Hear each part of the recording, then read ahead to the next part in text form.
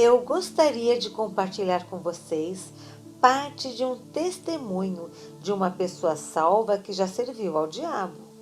Quando o ouvi dar o seu testemunho, eu não queria acreditar, pois foi muito desafiador. Tive que jejuar diante do Senhor por 10 dias, perguntando-lhe: Senhor, isso é verdade? Foi nesse momento que o Senhor começou a me ensinar as coisas que acontecem no reino espiritual quando oramos. Este homem nasceu depois que seus pais tinham se dedicado a Lúcifer. Quando ele ainda estava no útero, eles realizaram vários rituais para dedicá-lo ao serviço de Lúcifer. Aos 4 anos de idade, ele começou a exercer o seu poder espiritual e seus pais começaram a temê-lo. Quando ele tinha 6 anos de idade, seu pai o levou a algumas bruxas para que elas o treinassem. E aos 10 anos, ele já fazia tremendas façanhas para o reino do diabo e já era temido por bruxas comuns. Ele ainda era um menino, mas já era tão terrível nas coisas que fazia. Quando fez 20 anos, já era um jovem com muito sangue em suas mãos. Ele matou à vontade. Tinha a capacidade de deixar o seu corpo através da meditação transcendental. E ele podia levitar. Às vezes, seu corpo se levantava do chão e ficava no ar. Às vezes, ele entrava em transe e deixava seu corpo. Seu corpo ficava para trás enquanto ele saía para o mundo através de uma prática chamada viagem astral. Ele foi usado por Satanás para destruir ou dividir muitas igrejas e levou à ruína muitos pastores. Um dia, ele foi designado para destruir uma igreja que estava em campanha de oração. Havia muita confusão e divisão na igreja. Ele começou a trabalhar contra ela, mas nesse momento o pastor chamou toda a igreja para fazer jejum. Como a igreja começou a jejuar, houve muito arrependimento e muita reconciliação. As pessoas se reuniram e começaram a orar para o Senhor trabalhar no meio delas. Elas continuaram intercedendo e clamando a Deus para ter misericórdia delas e intervir em suas vidas. À medida que os dias passavam, o homem veio de novo e de novo contra a igreja com espíritos demoníacos. Mas uma palavra profética veio, dizendo aos cristãos para se levantarem e travarem uma guerra contra os poderes das trevas que estavam atacando a igreja. Então, um dia, o homem deixou seu corpo em seu quarto para ir numa viagem astral. Ele liderou uma poderosa força de espíritos demoníacos contra a igreja. Agora, este é o seu testemunho. Seu espírito moveu-se através do ar sobre a igreja e tentou atacá-la, mas havia uma cobertura de luz sobre a igreja. De repente, um exército de anjos atacou e lutou contra eles no ar. Todos os demônios fugiram, mas ele foi preso pelos anjos. Sim, preso por anjos. Ele encontrou-se detido por cerca de 6 anjos. Trouxeram-no através do telhado, bem diante do altar da igreja. Ele apareceu lá enquanto as pessoas estavam orando. Elas estavam em profunda oração, engajadas na batalha espiritual, ligando e quebrando e lançando para fora. O pastor estava na plataforma conduzindo as orações e a guerra. O Espírito do Senhor falou com o pastor. O jugo foi quebrado e a vítima está aí atrás de você. Ajude-o por meio de libertação. Quando o pastor abriu os olhos, ele viu o rapaz deitado ali. Seu corpo estava com ele. Ele estava em seu corpo. O jovem disse que não sabia como seu corpo se juntou a ele. Ele o tinha deixado para trás em sua casa. Mas lá estava ele em seu corpo. Ele não sabia como tinha entrado. Tudo o que sabia era que o anjo o trouxe através do telhado. Ora, essas coisas são difíceis de acreditar. O pastor silenciou a igreja e disse-lhes o que o Senhor tinha falado com ele. E então perguntou ao jovem: Quem é você? O jovem estava tremendo, pois os demônios começaram a sair dele. Então eles oraram por sua libertação e logo após ele começou a compartilhar sua história. O jovem se converteu ao Senhor e agora é um evangelista pregando o evangelho. E está sendo usado pelo Senhor poderosamente na libertação de outras pessoas. Uma noite eu, John Mullins, fui a um jantar.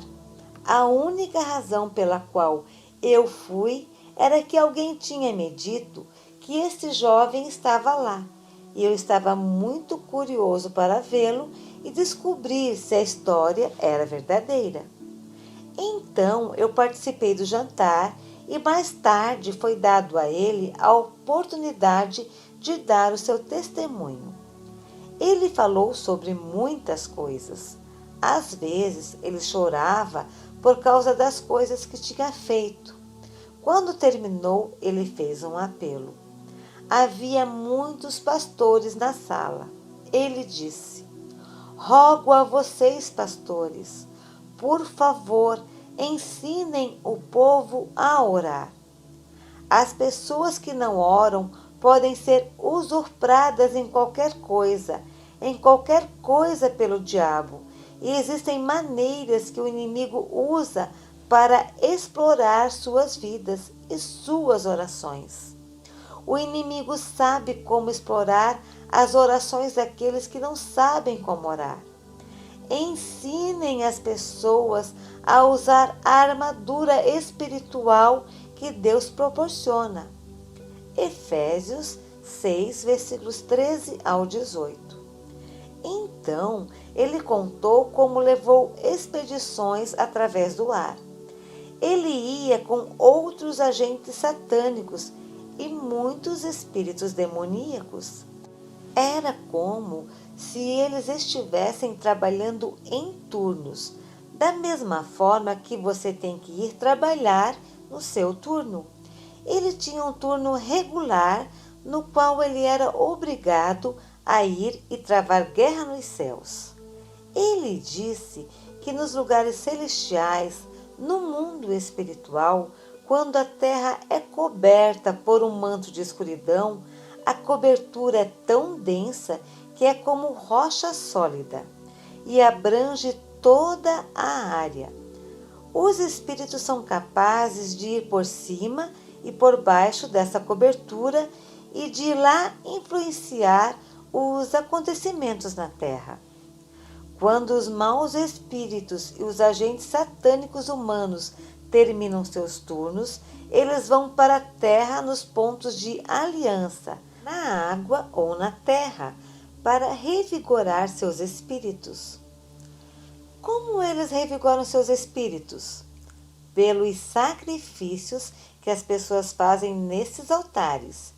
Eles podem ser sacrifícios de feitiçaria, derramamento de sangue de todos os tipos, incluindo o aborto, guerra e sacrifícios humanos e animais.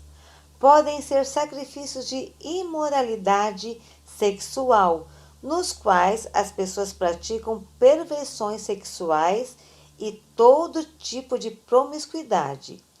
Tais atos fortalecem esses poderes. Existem muitos tipos diferentes de sacrifícios. Ele Ele disse que quando os agentes satânicos estão nas regiões celestiais e os cristãos começam a orar na terra, as orações dos cristãos aparecem para eles em 3 formas. Todas elas aparecem como fumaça que estão subindo em direção ao céu. Algumas orações aparecem como fumaça que deriva ao longo e desaparece no ar. Estas orações vêm de pessoas que têm pecado em suas vidas que não estão dispostas a tratá-los. Essas orações são muito fracas, pois elas são desintegradas e desaparecem no ar. Outro tipo de oração é também como fumaça. Levanta-se para cima até atingir a rocha, mas não consegue romper a rocha. Estas orações geralmente vêm de pessoas que tentam se purificar, mas não têm fé quando oram. Elas costumam ignorar outros aspectos importantes que são necessários quando ora. O terceiro tipo de oração é como a fumaça que está cheia de fogo. Quando sobe, é tão quente que quando atinge a rocha começa a derreter como cera, perfurando a rocha e a atravessa. Muitas vezes, quando as pessoas começam a orar, suas orações parecem com o primeiro tipo. Mas como elas continuam orando, suas orações mudam e tornam-se como o segundo tipo de oração. E como elas continuam orando, de repente, suas orações inflamam em chamas. Suas orações tornam-se tão poderosas que perfuram a rocha. Muitas vezes, os agentes do mal notam que as orações vão mudando e chegando muito perto de se tornar fogo. Esses agentes então comunicam outros espíritos da terra e dizem-lhes: distraia essa pessoa da oração. Impeçam-nos de orar, detenha-nos. Muitas vezes os cristãos se rendem a essas distrações. Eles estão buscando, arrependendo-se e permitindo que a palavra examine o seu espírito. Sua fé está crescendo. Suas orações são cada vez mais focadas. Então, o diabo percebe que suas orações estão ganhando força e as distrações começam. Telefones tocam, às vezes no meio de oração muito intensa. O telefone toca e você acha que pode ir atendê-lo e em seguida voltar e continuar orando. No entanto, quando você volta ao início, e é isso que o diabo quer. Outros tipos de distrações surgem em seu caminho. Elas podem tocar seu corpo, trazendo dor em algum lugar.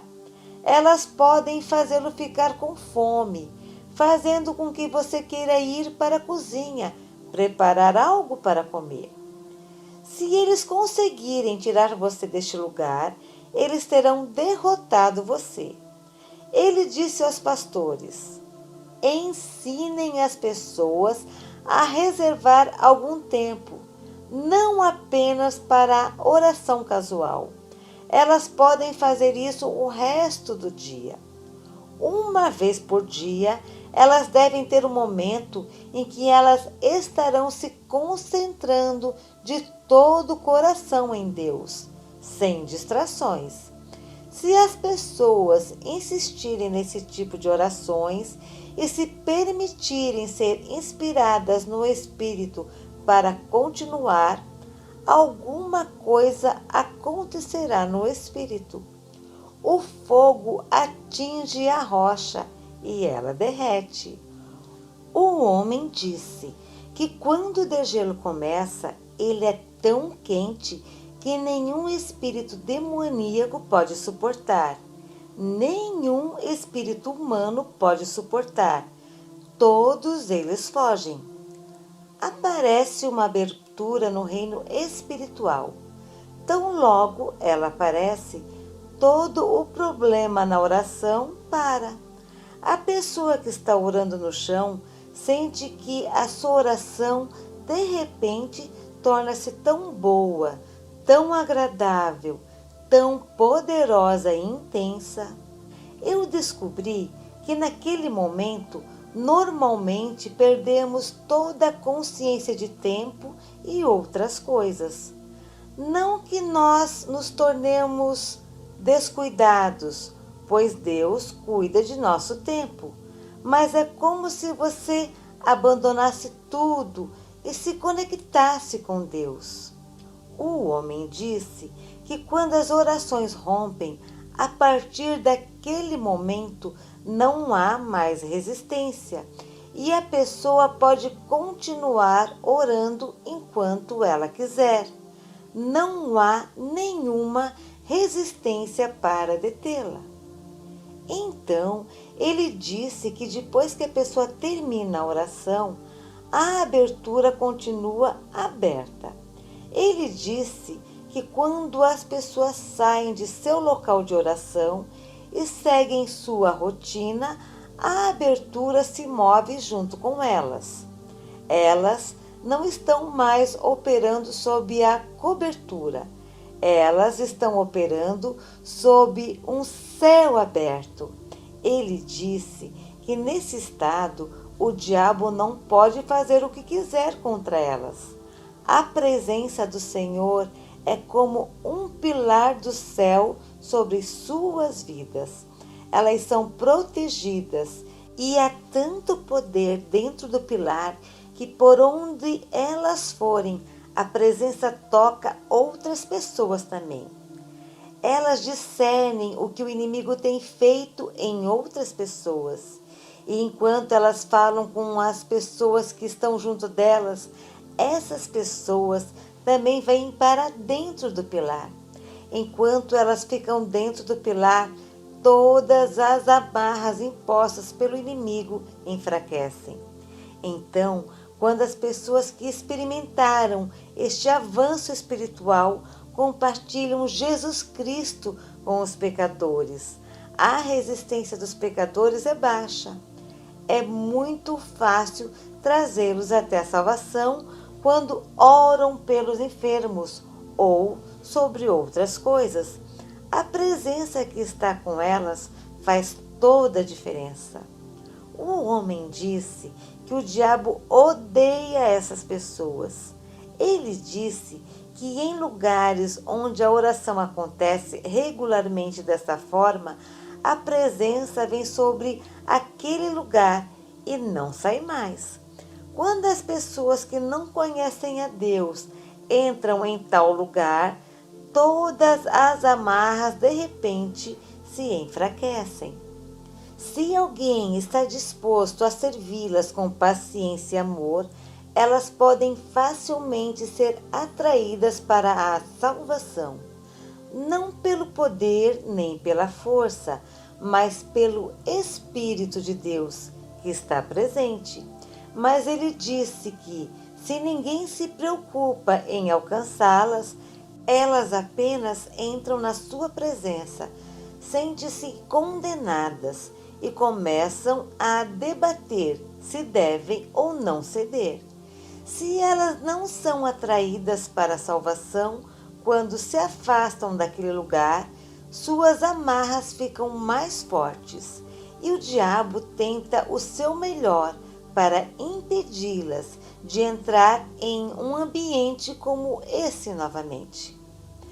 Como você pode imaginar, todos nós ficamos olhando para o homem enquanto ele nos contava as coisas que costumava fazer e ver. Em seguida, ele nos disse o que os inimigos faziam para aqueles que rompiam em oração.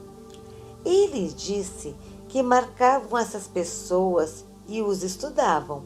desenterravam tudo o que pudessem encontrar sobre eles. Então, sabiam de suas fraquezas. Quando alguém superasse em oração e rompesse, eles se comunicavam com outros espíritos dizendo: marque-o com isso, isso e isso. Estes são os seus pontos fracos.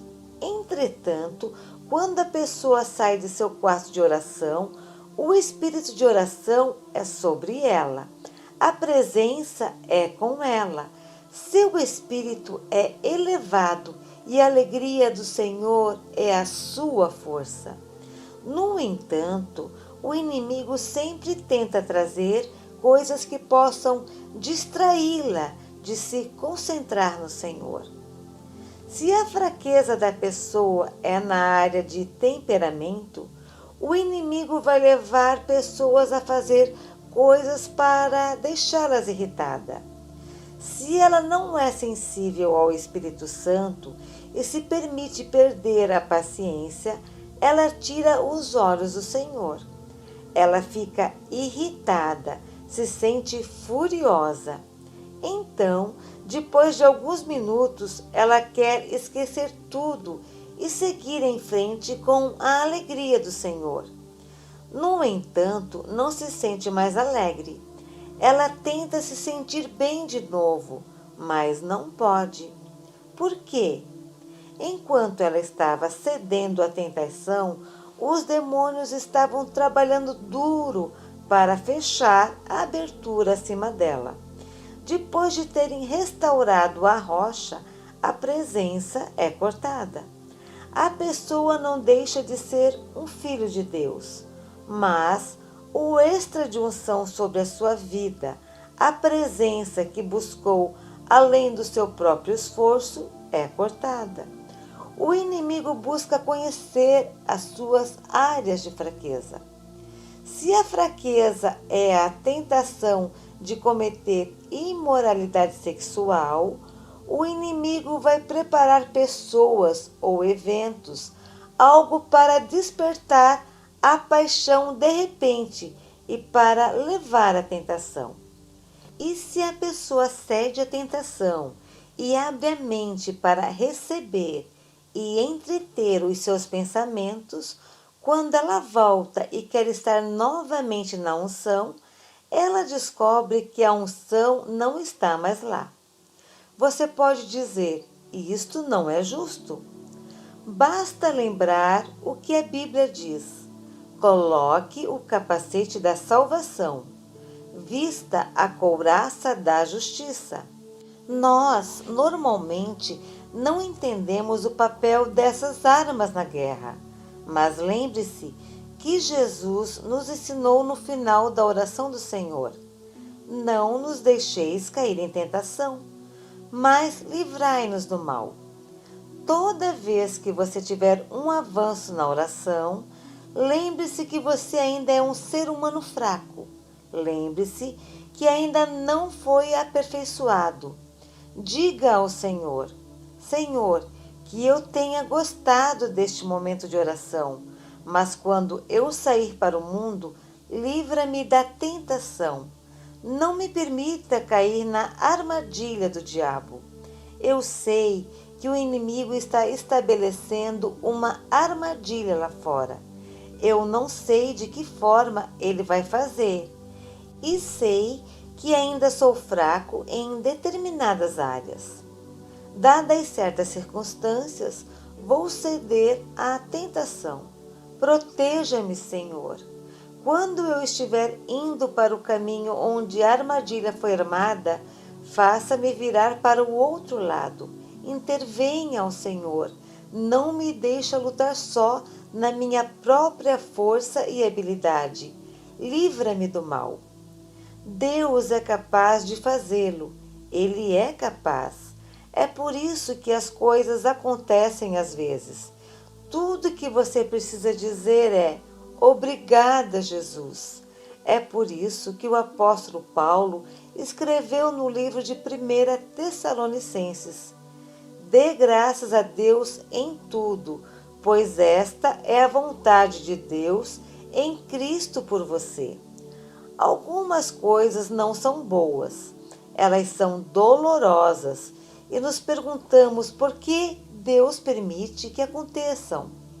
Mas se soubéssemos do que Ele está nos salvando, nós o agradeceríamos.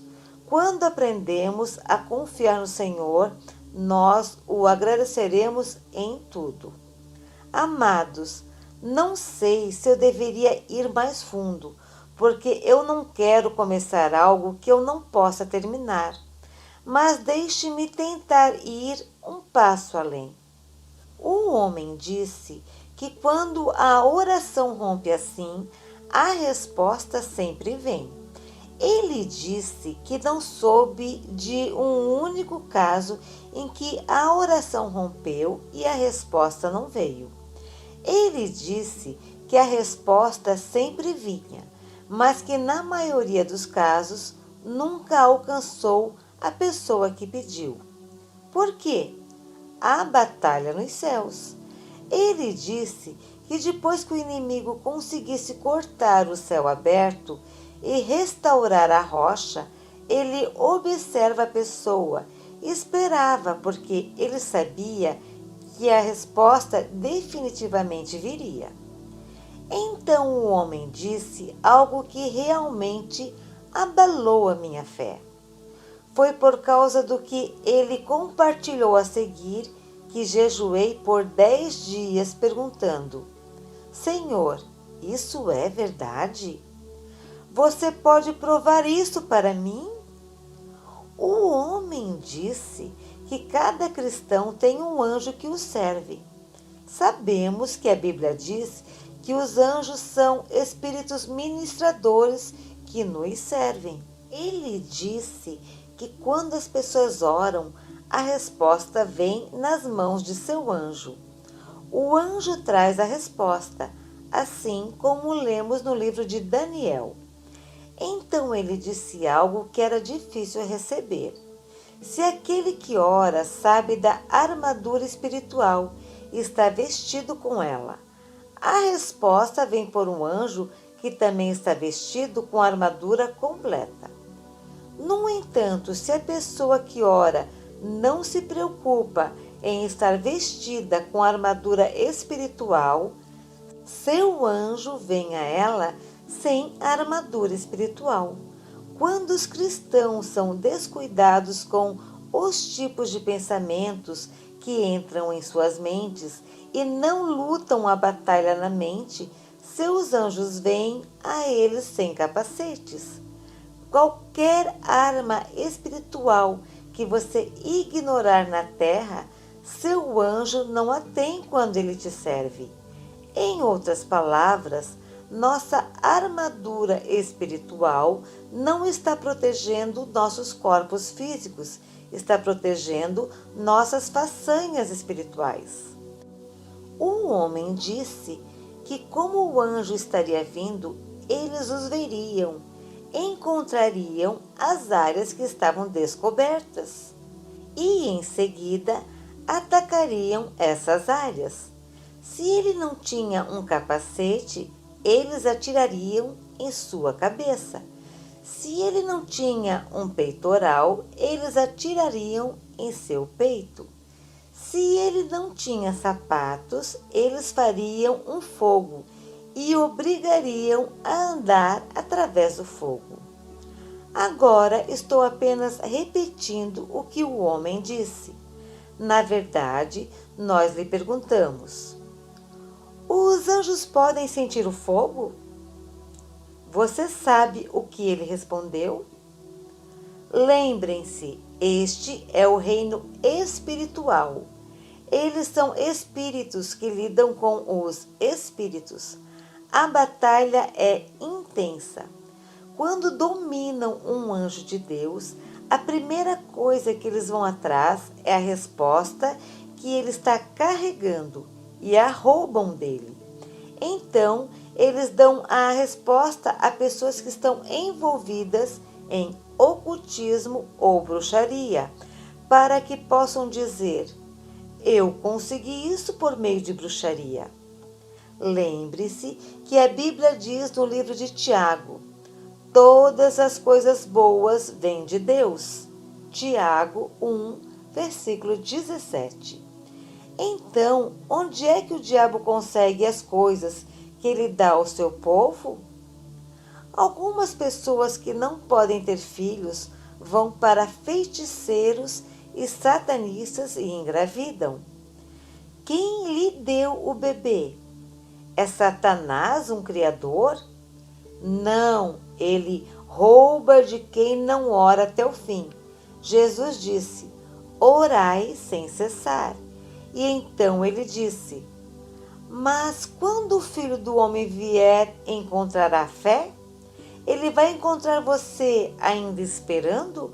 Ou será que você desistiu e o inimigo roubou aquilo pelo que você orou? Então o homem disse que eles não ficavam satisfeitos apenas em roubar a resposta. Eles também queriam deter o anjo. Eles começariam a lutar contra ele. E ele disse que às vezes eles teriam sucesso em segurar e amarrar o anjo. Ele disse que quando isto acontece, o cristão na terra se torna uma vítima também.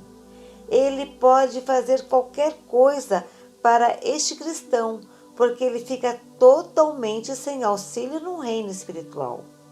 Perguntei-lhe: você quer dizer que um anjo pode ser mantido em cativeiro pelas forças demoníacas? O homem não conhecia as escrituras na época em que ele estava dizendo tudo isso. Ele não conhecia os versículos. Ele estava apenas compartilhando suas experiências.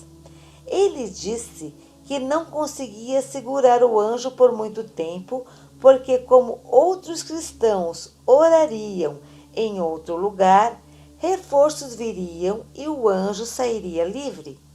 No entanto, se o cristão responsável não orasse por ele, o anjo permaneceria em cativeiro. Então, o inimigo enviaria seu próprio anjo para o cristão como um anjo de luz. É assim que o engano vem. Falsas visões e falsas profecias, falsas orientações ou conduções no espírito e a realização de todos os tipos de decisões erradas. E muitas vezes essa pessoa fica aberta a todos os tipos de ataques e escravidão. Deixei o jantar extremamente preocupado. Eu perguntei ao Senhor: Senhor, eu não quero nem tentar acreditar nisso. Isso tira toda a minha confiança, a minha segurança. Durante os 10 dias em que busquei o Senhor fez duas coisas. Ele não só confirmou as coisas que eu tinha ouvido falar, mas também abriu a minha mente para entender muito mais sobre o que acontece no reino espiritual do que o homem nos disse. E 2, ele me levou para ver o que devemos fazer quando as coisas estão acontecendo, de modo que não sejamos derrotados, mas que possamos triunfar. Precisamos conhecer e realmente chegar a um termo com 3 coisas. Primeiro, como usar as armas da nossa milícia? A Bíblia chama de armadura de Deus. Efésios 6, versículos 13 ao 18. Não é nossa armadura, é a armadura de Deus. Quando a usamos, nós permitimos que Deus lute por nós. Segundo, compreender a relação entre espíritos ministradores, anjos, e nossas vidas espirituais, e ser sensível ao que está acontecendo em nossos corações, como uma direção sobre o que precisa ser feito no reino espiritual em nosso nome. Isso nos leva à terceira coisa: o Espírito Santo. Não devemos considerar o Espírito Santo como nosso servo que está nos servindo e trazendo-nos as coisas. Ele não corre para trás e para frente entre nós e o Pai para lhe dizer o que precisamos. Esse é o trabalho dos anjos. Ele está ao nosso lado. Fazendo o quê? Guiando-nos, ensinando-nos, direcionando-nos, ajudando-nos a orar no caminho certo. E quando essas coisas estão acontecendo no reino espiritual, ele nos permite saber. Às vezes, ele nos acorda no meio da noite e diz: ore, mas você diz: não, minha hora ainda não chegou. E ele diz: ore agora. Por quê? Ele vê o que está acontecendo no reino espiritual.